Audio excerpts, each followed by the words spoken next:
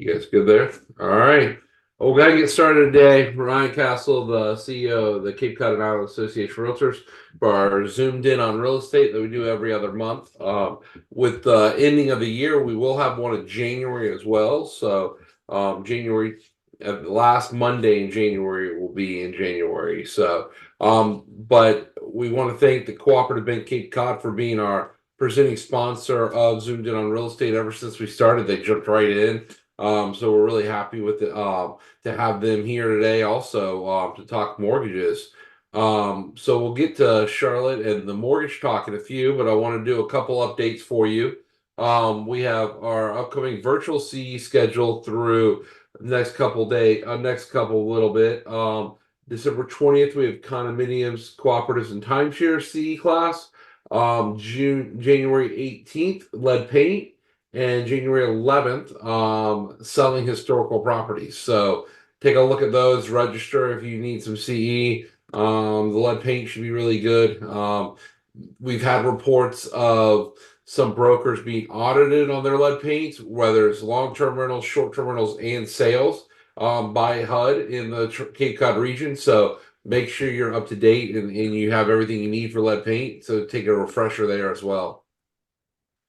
Upcoming MLS training schedule. We have one on tomorrow about our comparable sale policy. So if there's a sale that happens outside the MLS and you help represent the buyer or the seller, a way to put it in our system so we make the database complete, but also you will get credit as well as for giving us the data on that listing on that sold property. So please, if you're interested in that, take a look at our quick dip tomorrow. Also, we have 2 Remind Docs trainings coming up one in December, one in January. If you're interested in learning how to do more with Remind Docs, our online transaction management platform that the Massachusetts Association of Realtors brings you.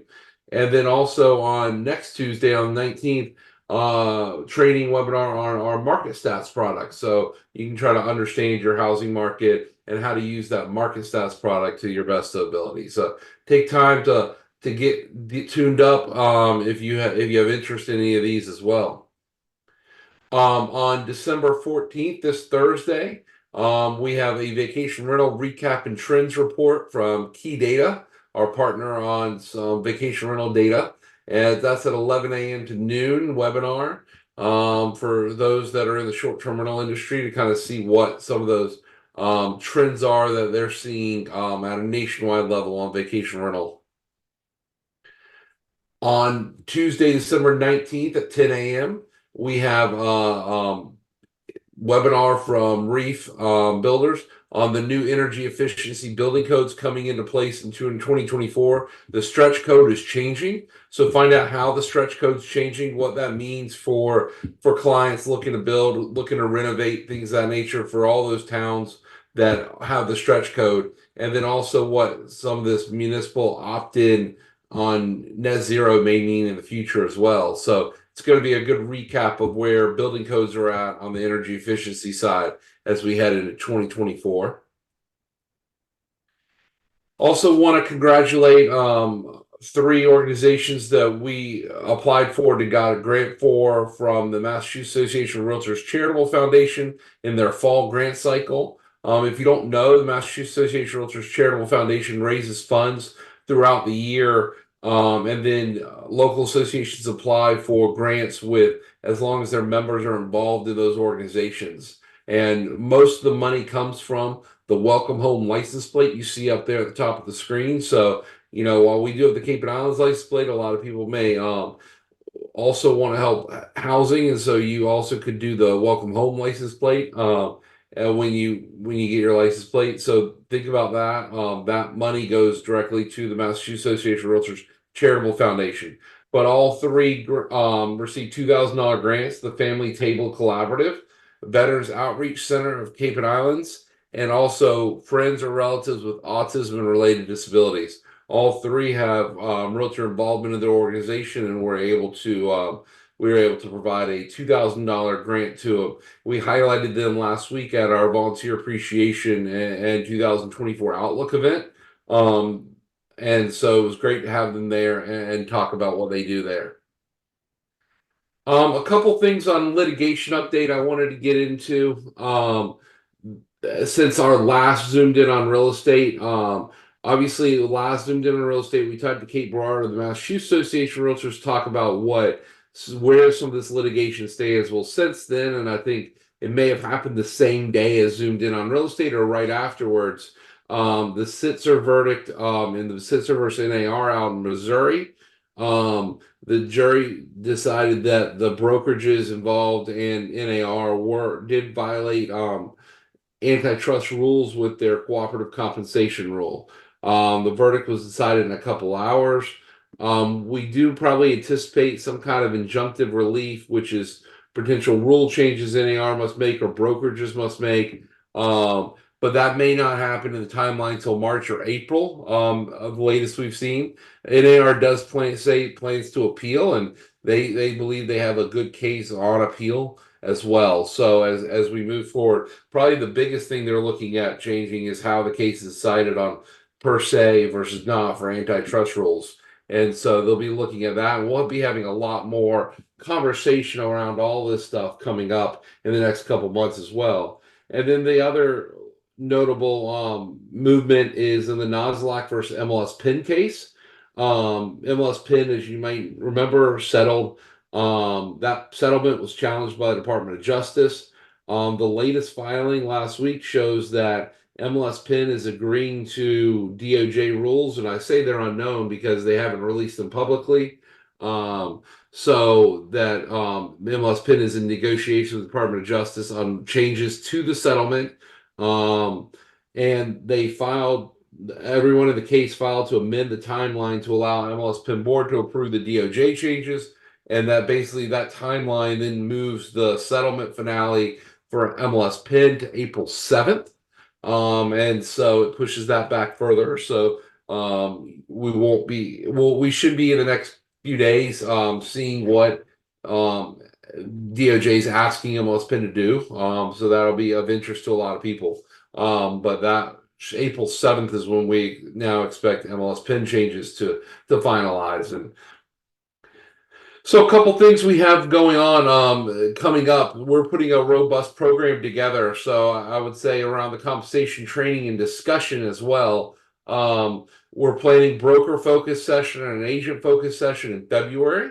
So we'll be releasing those dates soon. And then we have ongoing right now broker and office outreach and industry conversations and small group sessions happening now. Contact me if you want more information on that for your office, if you're a broker, or just in general, if you're a broker, if you want more conversation about it, we can figure out how to include you. I've been going to a lot of brokerages and talking to them about what's happening and having a good conversation.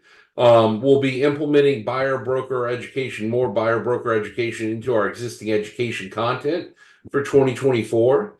And then also we are finalizing ABR for brokers, a accredited buyers representation session for brokers that will kind of highlight a lot of the changes going on and what as agents you should be doing, and ABR for agents as well. Those will be scheduled in April and May to kind of coincide with knowing what the rules of the road are. As we're trying to make sure we're not getting ahead of having to tell you several times and train several times on things. So that's kind of what to expect going into 2024 from the education side of things around compensation and the discussion going on. A couple market stats I wanted to highlight as well. I wanted to point out because people will probably start to make comparisons again to 2008. Pending sales, I do expect in December will probably be lower, the lowest we've ever had since we've been keeping track since 2004. As you see on this chart, the lowest previous was December 2008. The lowest got really close last December. And because pending sales are down from last year, I expect this December probably to go further. I'm saying that now so that if people say things, if you see news articles with things like that, you're not panicking. You can talk to your clients about it. The big difference between those 2 years, between 2008, obviously, and last year, and then this year, is this next chart, which is the number of listings, right? In December 2008, when you had really low pendings of houses going on sale, you still had over 4,500 listings. Right now, you have 679 in November 2023. So as you look at that, be very clear about like that inventory is really where it hits it. So I just wanted to point that out there. The market is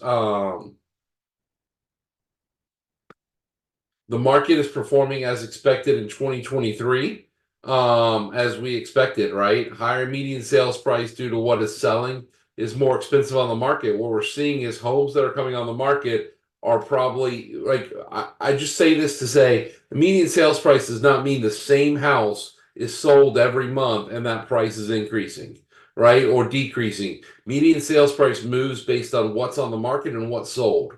So 1 month the median house may be a 3 bedroom, 2 bath, 1,600 square foot ranch, and the next month the median house may be a 4 bedroom, 3 bath colonial with 1,800 square feet. So really, saying your house has increased in value because the median sales price is going up, it is too simplistic of a look, and that's one reason why realtors are so valuable in what they do as real estate consultants, because they're able to look deeper beyond the data and kind of say, hey, here's what it means for your individual house. So I just want to make sure people aren't correlating median sales price increasing to someone's house is going up in price as well.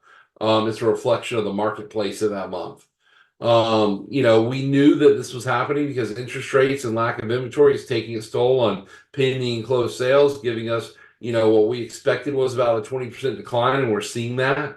I'm hopeful that 2023 was the bottom of the cycle for a number of transactions. I think if you look at the data, hopefully it's going to be there, and you'll start seeing, and most people believe around the country, you'll start seeing small transaction number of growth in 2024 moving forward, as interest rates maybe start trying to decline a little bit, and maybe people end up have been waiting to sell, end up selling.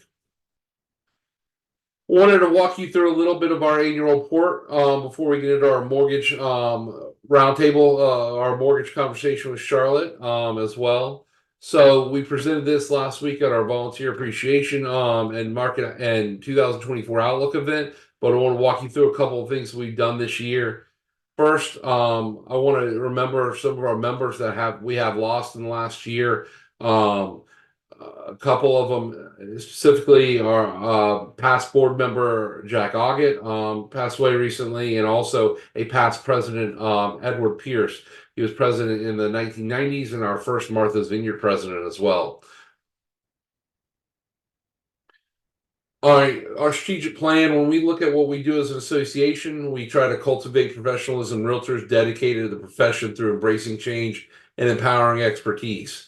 We do that through trying to empower members, cultivate professionalism, strengthen the realtor brand in our organization, operate effectively as an organization, and grow influence in the region to try to push realtors and our advocacy initiatives. So couple things all about our members. We've had 2,513 members this year. That's down, and we expect 2024 to be further down. And so our revenue projections are continue to go down, which is one reason why our finance committee and our board had a budget for 2024 that spent less than we did in 2023. Because as memberships declining, we're having to cut expenses.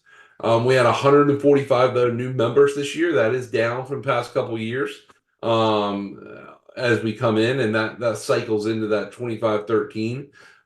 We have 44 affiliate members as well that are our partners. We've run 88 hours of CE this year. We've done 13 online seminars outside of CE. With some of our sessions between Zoomed In on Real Estate and roundtables and Advocacy in Your Backyard series and a bunch of other things we've done this year.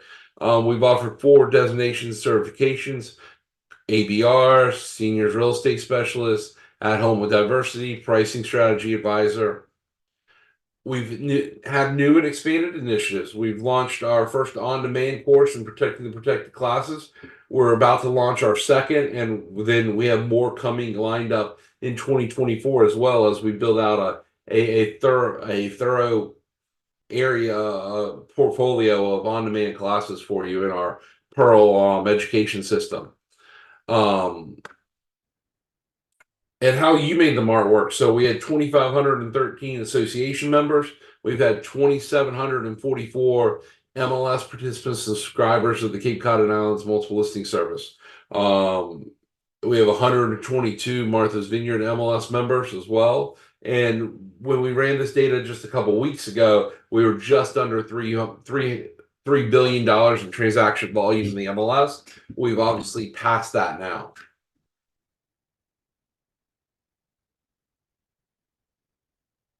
All right. We've also done work in our advocacy. Right now, we have 13 major investors that have invested $1,000 or more in RPAC this year. If you want to be one, you have till Thursday to step up on your major investor status or to contribute to RPAC at all. If you have not contributed yet this year, reach out to me and we can help facilitate that and talk about that a little more. The association has raised $37,892, which is 78% of our goal for the year. And we have 864 members that gave $15 or more. That's 35% of our membership. We want to try to get to 37. So if you haven't yet for 2023, feel free to reach out and we can facilitate that happening by Thursday to get that membership total up to our goal. And highlighting some of our major investors for the year as well. Thank you guys all for your contributions and what you do for the industry. Also, on the advocacy side, we've continued to build the Housing Protect Cape Cod Coalition. We've done some studies on housing messaging. We've pushed some initiatives. We're doing a lot of things around that. We had over 300 people at our recent Housing Protect Cape Cod Coalition conference for the year. As well, and we're really making some real changes in zoning and housing investment town by town as we go through it. From an issue mobilization side, we had some big victories this year. We beat back restrictive short-term rental regulations in Provincetown. Now, a compromise of regulations ended up passing in the fall, but the really restrictive ones in the spring were beat back. We also improved the ADU bylaw in Yarmouth, encouraging more ADUs as well. And there was a host of other things we won as well throughout the year at town meetings, but those are two highlights there that we actually ran some campaigns around. Webinar series, we do advocacy in our backyard, what's happening at town meeting, very well attended. We do in the spring and the fall, so we continued that, building on that series, and we had 37 members attend the Day on the Hill in Beacon Hill with us back in June. Some of the events and program highlights: we had our summer soiree night in the spotlight where we gave out our awards, and congratulations to Guild Mortgage, who won our affiliate of the year, Debbie McDavid Hayes, who was our Chuck Lockhart Distinguished Service Award recipient, and Laura Clements, our Realtor of the Year as well, and Amanda Bebron, who was our Good Neighbor Award winner recipient for the year. We held our Zoomed In on Real Estate Live Summit at the Quasit back in April. And we also had another successful full class of 16 participants in our Leadership Academy. And so we'll be putting out our Leadership Academy for 2024 and making improvements on it as we move forward. So be on the lookout for that. If you're interested in that, reach out to us if you have questions about whether that works for you. Couple other things we did highlighting is our deep dives that we did for the MLS that we hope to continue, a real conversation around MLS data and other things forward looking in the multiple listing service, and our Passport to Leadership event that gave a chance to figure out what committees you may want to serve on, and it was a good firsthand look at what volunteer leadership looks like at the association. And then our continued socials and yappy hours as well. You guys really have come through and volunteered this year. We had 66 volunteers for all these our Realtor Week of Day of Volunteering, and we've delivered 65 baskets of essentials for our partnership with the Housing Assistance Corporation on the Welcome Home Gift Basket Drive that we just recently concluded. So thank you guys for stepping up and giving back for the year too. And then in addition to those three total earlier, we had six earlier this year. So we've given $12,000 in grants to 9 organizations throughout the year. So thank you for being involved in the community where we can get these organizations that you're involved in money to help them. And I'm going to stop now and bring in Charlotte Green. I hope she's around, and we'll talk a little bit about what's going on in the mortgage market, Charlotte. A little bit. I guess we'll start with the bigger news. Can you talk about the FHFA for conventional loan limits, mortgage limits for next year, because the loan limits have gone up again, right? Yes, they have. I'm happy to, Ryan. Do you mind if I hijack the screen real quick? I did put together a couple. Yeah, go ahead.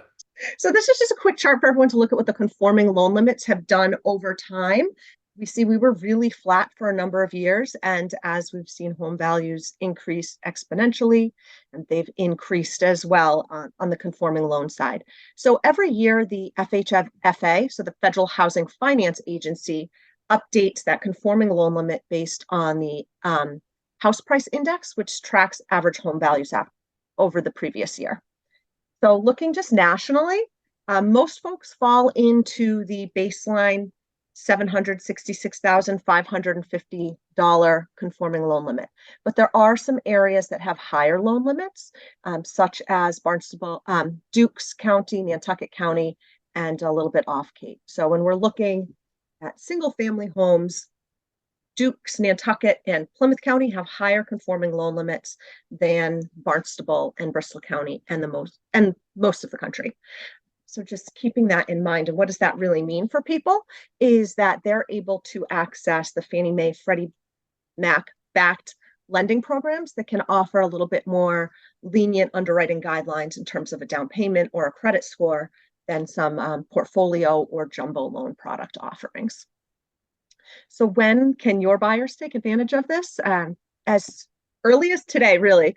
These loans written under this new conforming loan limit are eligible for sale to Fannie Mae or Freddie Mac on or after January 1st, 2024. So essentially, you just have to be closing after January 1st? Or you have to start the process now after January 1st? You could be closed prior to January 1st. This would be something that your mortgage lender would likely work out behind the scenes to determine what that loan amount would be, because a loan can close and it can be sold after closing. Okay. So some folks have rolled this out already. We're accepting loan applications with this amount closing prior to year end, but likely at this point, anything starting now is going to be closing in early January. Ryan, you'd wanted me to talk about a little bit of a market outlook for 2024. So this is a bit of a crystal ball.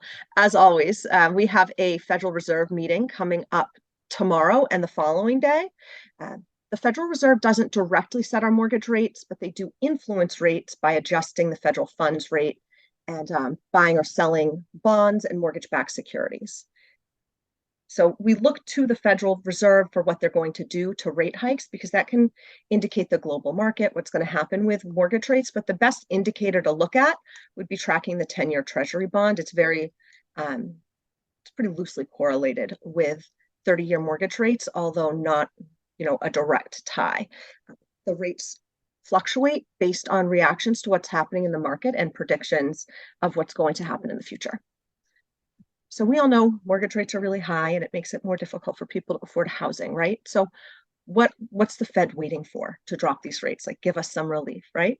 And what they're waiting for is a move in the right direction for the economy. So they're trying to hold their rates a little bit higher right now to decrease spending. And they're looking at certain indicators for when they might drop their rates or at least just hold steady rather than increasing them.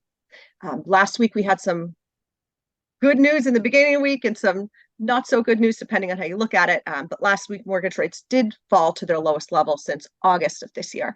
And we've been trending upwards, but we are seeing some valleys come back down, which is really great news, especially as people are forecasting that these rates will decrease likely as soon as June of next year. So I'm going to get into my little crystal ball. We talk about, the mortgage rates and what's playing into that. Currently, we're projecting a hold for this Federal Reserve meeting coming up this week. Most investors who buy futures on the Federal Reserve are anticipating drops as early as March. That's like a 50-50 chance right now. And that would really be great news for the mortgage industry. Moving on to just some quotes that I pulled from people who study this stuff for a living, just some really interesting information. I think there's a lot of variety and there's a lot of movement in these predictions as job reports come out, which also include wages and unemployment. That's going to dictate what the Federal Reserve is going to do with their interest rates. So we're anticipating, rates coming down to 7. People are really being optimistic, thinking you might see them down at 5.5 range in 2025, which I think would be fabulous for people. The Mortgage Bankers Association is forecasting that we'll see a rate at around 6.1% by the end of 2024, which would Now, be Charlotte, what are you seeing out there now? Because I mean, I'm hearing that there's some out there now already in the sixes. Yeah, we were seeing rates last week in the high 6s for your conforming 30 years. So the rates definitely have been moving down compared to where we were 2 or 3 months ago. And the hope is they will continue to trend down. I wouldn't be surprised if they came up a little bit this week from last week, just based on some increased numbers with, decreases in unemployment. So what the Fed's looking for is for that unemployment number to go up. It went down in the November report. So that's likely going to be, affecting future decisions, this week's meeting with the Federal Reserve and what interest rates might be doing, because it's a lot of, projecting and making best assumptions for what might be profitable looking at future markets. I think a key piece for this too is what this means for your buyers and sellers, right? For sellers today, we have, as Ryan alluded to, really low inventory, which is keeping our prices very high. So it's a great time to sell. For our buyers today who are concerned about what interest rates are doing for their payment and their purchasing power, it's anticipated that when rates do drop, we're going to have a lot of people come back into the market who maybe stepped back. What that's going to mean is more competition at that point in time, which means your house value is going to go up, or the cost of that home is likely going to increase when mortgage rates do come down. I love the quote, "When was the best time to plant a tree?" Answers 10 years ago. When is the next best time? Today. Well, that's how we look at it with the home buying option for people. If you need to buy a home, if you have the need, now is a good time. And looking at what we're forecasting for interest rate decreases, there is room for savings down the line. So people can get into the house at a lower price now compared to where we might be in 6 months to a year from now, and then take advantage of savings down the line. So when we're looking at talking interest rates, you might hear people throw on basis points, that BPS or BIPS. So 50 of those is 0.5%, which would equate to $41 in interest savings monthly for every 100,000 borrowed. So that's something that we're really having in-depth conversations with our buyers about, so that we can target, when do you want to move? Is 0.5 point enough for you to want to refinance? Or are you holding out for a full point to refinance? Because there are some closing costs associated with that. And we think it's a really great piece for our real estate agent partners. It's a really great conversation to be having with your buyers, because it's a fabulous touch point as you keep your ear on the market and what's happening with interest rates, to be able to reach out to someone and say, hey, this might be the time to start thinking about your refinance. We're seeing rates come down. That gives you a tremendous value. Yeah, so like now, if you're looking at refis, you're looking at people that are refining now. When did they buy? Like, when's that cycle of when they were higher than they were now? Does that make sense? Yeah, it does. I mean, so much of this is need-based, Ryan. we're seeing people refinance who out of 3% interest rates right now, Oh, okay. based on needs. Uh, Yeah, I'm Likely just when saying these not rates, need, but based on the rates is what I'm based on talking the about, rate right? want, Like, is it 6 months ago, 9 months ago? Like, were rates higher then? Should people be following up their clients now? I think anyone who has bought within the last year will likely be eligible for a refinance when rates do start coming down. It's really more projected mid-June towards late 2024. I think June Is that's being when you're on, going to start probably seeing the refis come better? yes. So they're projecting up to about a half a point decrease by June. Ideally, that full point by the end of 2024.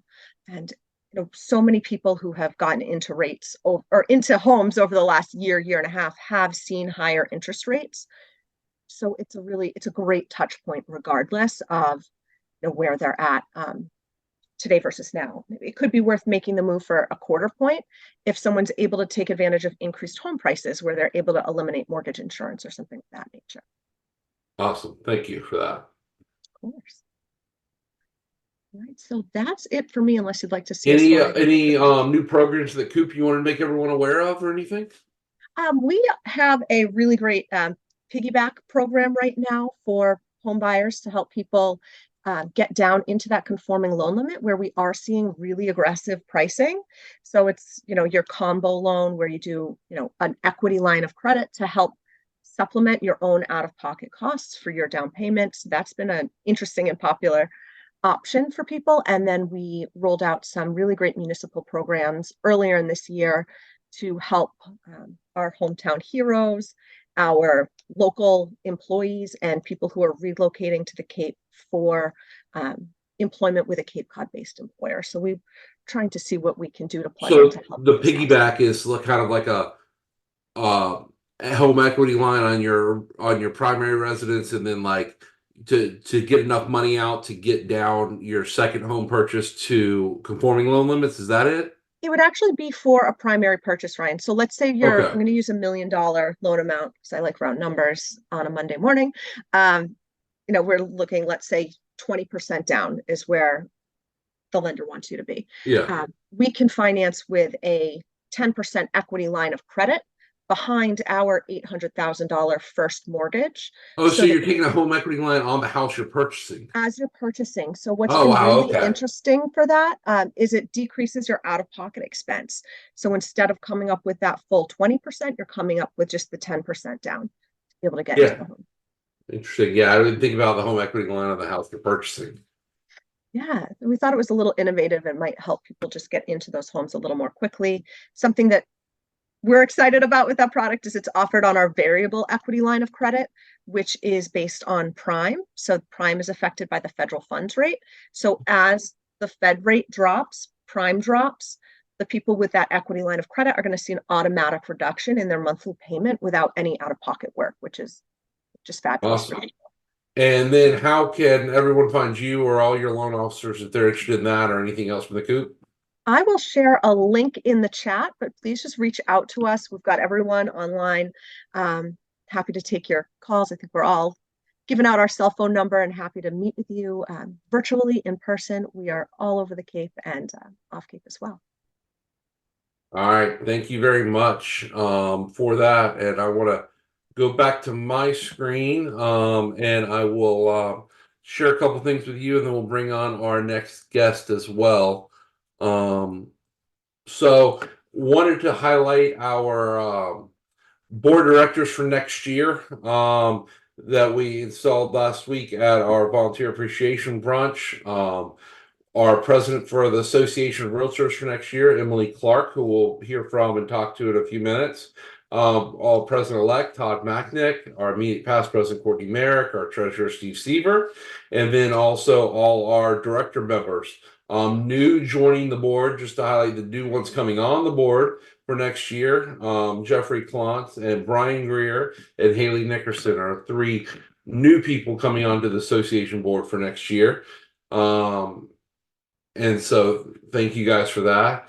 And then our MLS board directors, Emily will continue as president.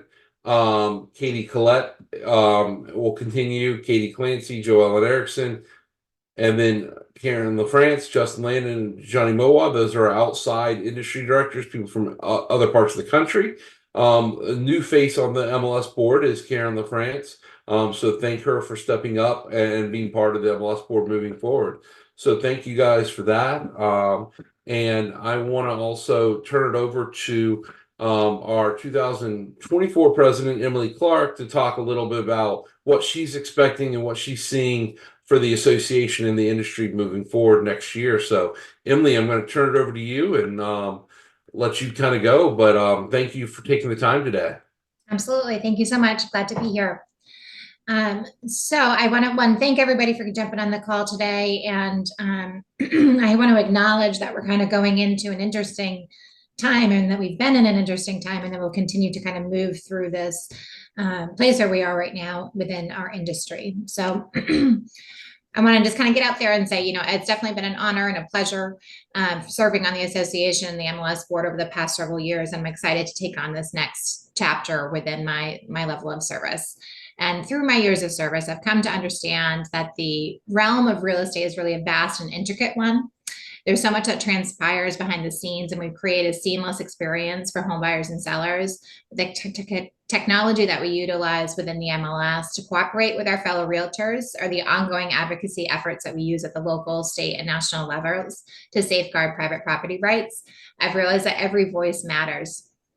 Serving on committees or the board allows us to objectively address the issues that come before us as we contribute to the betterment of the industry as a whole. So when I first got my license 20 years ago, I affiliated with a small brokerage up in New Hampshire. And I partnered with somebody who really took me under his wing, and he taught me the business from the ground up. And without that knowledge that he instilled at me early on, I don't think that my path would have brought me to where I am today. He's given me many words of wisdom over the years, but one that continues to stand out to me throughout my career is that he says that real estate is a practice, just like medicine and just like law. Our industry is ever evolving. And not only does this keep things interesting, but it also means that we have to adapt to changing environment consistently. So while our present state is one of change and uncertainty, having the knowledge behind me allows me to have the confidence that we'll adapt to whatever new environment unfolds in the future. It's an interesting time to be stepping into this leadership position with all what we're hearing out there, some negative media coverage regarding the recent lawsuits and the claims against NAR. Accepting this role and responsibility at a time when our industry's evolution has made me kind of pause and really dig deep into thinking about what my affiliation of a realtor means to me. And I'm going to be honest with you, the negative media and seeing the comments on some of these public threads that we're reading about realtors, it's really hard to hear, it's hard to see. And it's really deeply disappointing. And I'm going to say, as a woman, as a mother, as a wife, a sister, a daughter, and a leader within my brokerage and a realtor family, I'm disheartened by the prevalence that we hear about sexual harassment claims, corruption at the highest levels, and these lawsuits that are coming out. And there'll be more of them. There's definitely more copycats that are coming out. So we're in this kind of strange place. What I've known now is that the realtor name is something that I've proudly carried for 20 years. So if you've had some of these similar thoughts, I want you to know that you're not alone. And I'm here to tell you today that we have a bright future ahead of us. I see so much opportunity within our market and our industry, and I can confidently stand here today and tell you that we will get through this, and we will come out the other side as a stronger, more transparent industry with a focus on what truly matters. And I know this because of my relationships that I have here in our association, but also the ones I have around the country. And I see realtors that pour their heart and their souls and their lives into those around them, our clients, our community, and our colleagues alike. So realtors are individuals who establish businesses that uplift our communities and our economy. I've witnessed realtors volunteer their time to strengthen communities by helping out local food banks, supporting children with cancer, traveling to Ukraine during deep times of need, cleaning up camps for children facing terminal illness, constructing homes for the less fortunate, financially assisting the homeless, and dedicating their lives to advocating for affordable and attainable housing.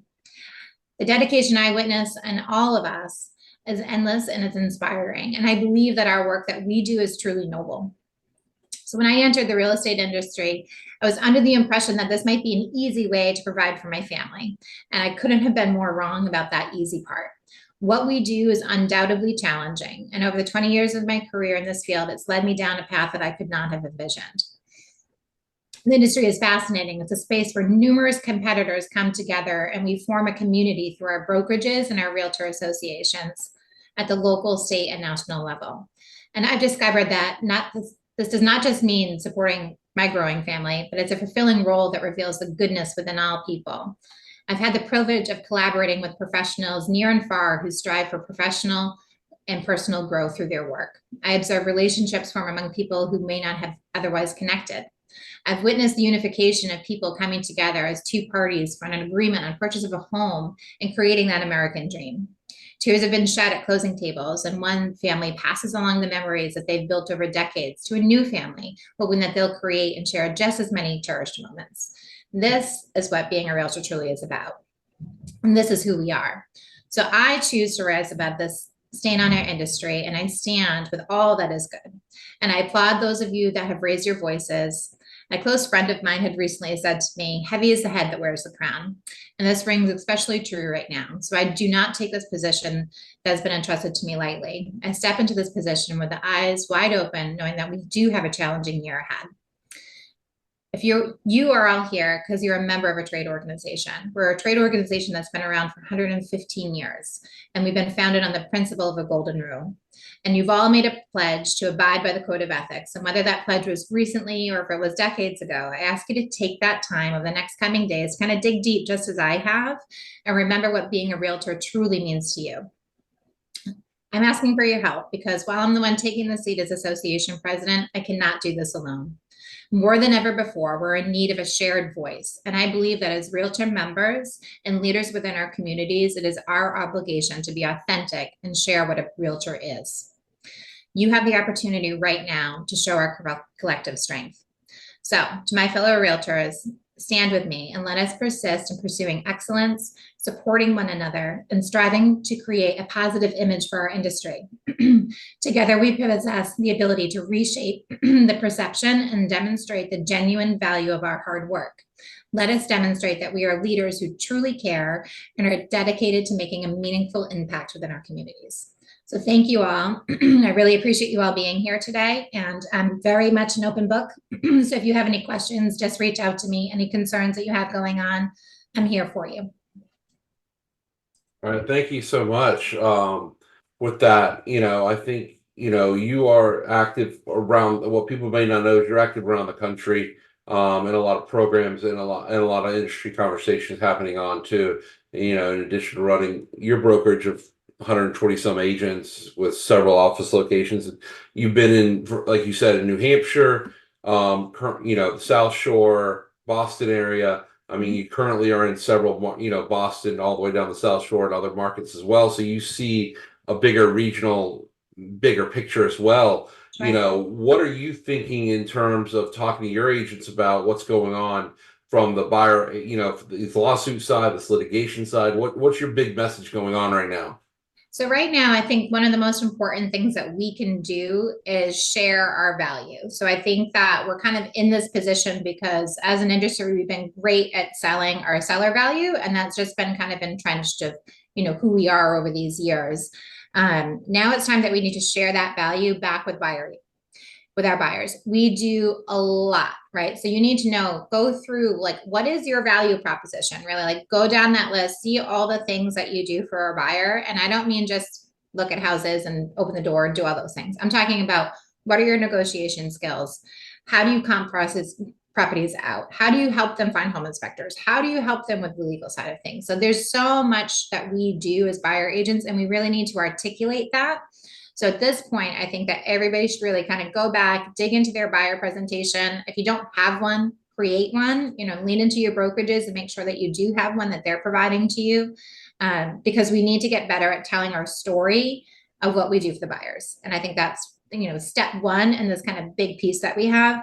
But the second piece of that is also the conversations that you're having with sellers around compensation and understanding that we may get to a point where some of this is kind of decoupled as we're waiting for some of these regulations to come out through the DOJ and MLS PIN and all these different various lawsuits that we have once we get answers. But a lot of that's going to be around having different conversations. conversation around what our fee for professional services is for a seller, and the conversation around what our fee for professional services as a buyer, and how that compensation kind of flows between the two.